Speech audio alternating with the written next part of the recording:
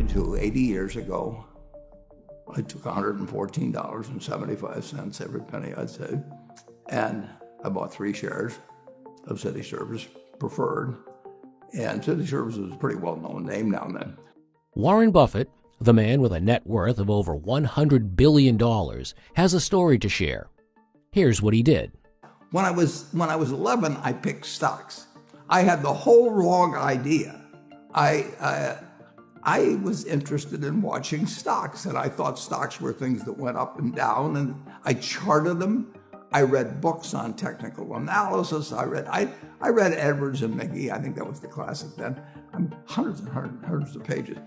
And I read that whole thing over and over again. I read Garfield, Drew, I read everything.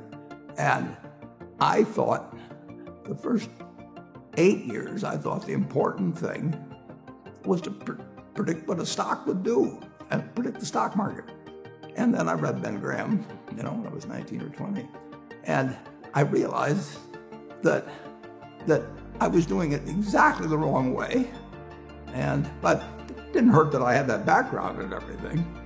I rejiggered my mind when I read the book, The Intelligent Investor. And from that point, I never bought another stock. I bought businesses that happened to be publicly traded. But I became an owner of a business, and I did not care whether a stock went up or down the next day or the next week or the next month or the next year, and I didn't have any idea what it would do. I didn't know what the stock market would do, but I knew businesses. To have success in the long run, you've got to love what you do. Buffett believes that finding your passion and sticking to it is the key to success. By doing what you love, you'll have the motivation to keep going even when things get tough. I'm a bright guy who's terribly interested in what he does. So I've spent a lifetime doing it, and I've surrounded myself with people that bring out the best in me. And you don't need to be a genius in what I do. That's the good thing about it. If I went into physics or a whole lot of other subjects, I'd be an also-ran. But I am in a game that you don't need. You probably need 120 points of IQ, but 170 doesn't do any better than 120. It may do worse, probably do worse, but you don't really need brains. You need the right orientation. 90% of the people, I'm pulling the figure out of the air, but 90% of the people that buy stocks don't think of them the right way. They think about something that they hope goes up next week. And they think about the market as something they hope goes up. And if it's down, they feel worse. I feel better. And I hope it goes down when I buy it because I'll buy more. I try to keep my competitive spirit in a game where I can win. I do know this. When I want to do something, I always want to do it big. I put my whole net worth in City Service Preferred, March 11th, 1942. I have never had less than 80% of my money in American business. You can call them stocks, but I see them as American business. Buffett's success speaks for itself. By investing in strong, stable businesses over the long term, he became one of the richest people in the world. I've owned a piece of American business for at least 80% at all times. And, I don't want to own anything else. I want to own a home and things my family wants and all that. But owning 5 homes doesn't mean anything to me because I can be happy in one home, and there's a certain amount of things that go wrong with everything. And if I got 2 homes, I know I've got more problems and I don't have more happiness. I would have to honestly say that what makes me happiest is what I'm doing. I enjoy 2 things about it. One, I know I'll win over time. That doesn't mean I'll beat everybody else or anything like that, but I'm in a game that's very, very, very easy if you have the right lessons in your mind about what you're buying. I'm not buying stocks. I'm buying pieces of overwhelmingly American business. And I'm happy when that's when I'm doing it. I'm happy when stocks are going down. I'm happier when stocks are going down because I can buy more of them with the same amount of money. I'd be happy if I was a farmer. I'd want farmland to go down so I could buy more acreage.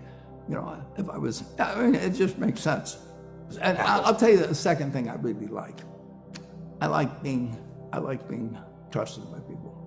And, I would rather do what I do with partners than do it sitting in a room myself, even though I might make more money that way.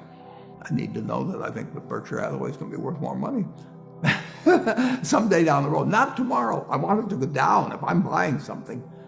And I would say this, the world has changed a lot since that report was written.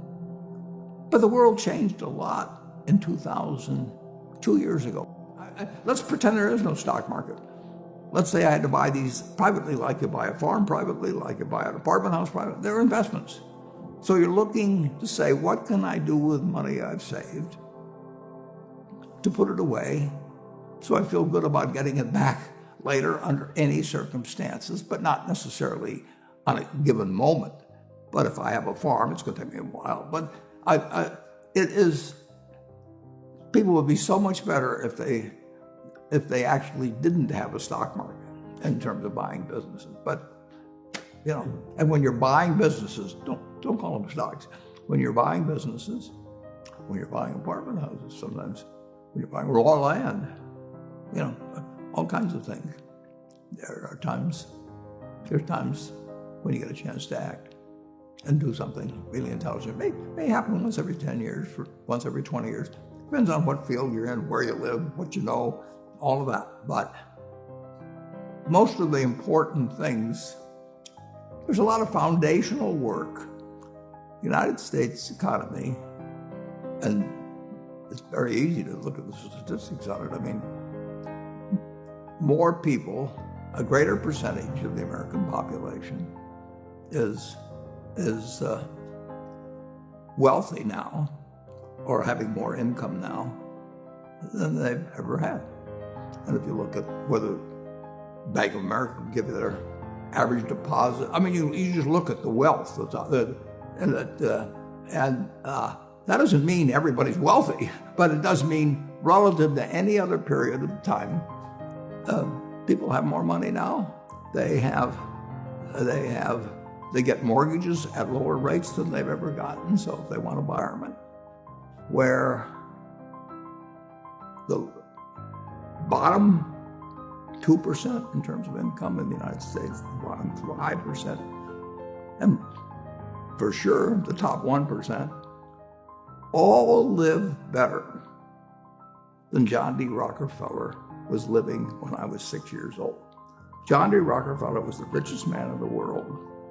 And today, you can get better medicine, better education, better entertainment, better transportation. You can do everything better than he could. You can, it's astounding. That's in my lifetime. That if you wanted to watch a football game, he still had to go there. and I can sit there with this big screen, and they keep showing me the replay, so that explaining to me what happened and everything. And maybe everybody doesn't have a screen as big as mine, but damn near everybody has a screen or an iPhone or a computer or access to one, and they have access. I mean, when I was born, the dentist didn't use Novocaine. There's no country that's done what our country's done. If you go back 3 of my lifetimes, are looking at less than 1% of the world's population, closer to half of 1%. Half of 1% of the people in the world are sitting in this land. They don't work harder than people in all the rest of the world. I mean, in terms of hours of unpleasant labor, everybody's got hours of unpleasant labor in those days practically. They don't come laden with gold, and they are half of 1%. And they work the same hours, they got the same IQs. They may be a little self-selected in terms of enterprise, in terms of going across oceans and things. And fast forward a couple of lifetimes, and they've got 20% plus of all the bounty in the world. I mean, that is something that has worked like nothing. Just imagine that. If you've gone to anybody, Constitutional Congress, in 1789, if you go to any one of the representatives there, and you said, I want to tell you what this place is going to look like, in 3 more of your lifetimes, your great-great-grandchildren, yeah, are going to be flying in the skies. They're going to be watching sports all over the world. They're going to be entertained. Their medicine. They'd have hauled you off to a lunatic society. When Thomas Edison did all the things he did, he made some money, but we better. I mean, we're using it. Yeah. It belongs to us, and it doesn't. If you take what an hour of labor delivered to you 100 years ago, and what an hour of labor delivers to you now for you and your family, it's unbelievable.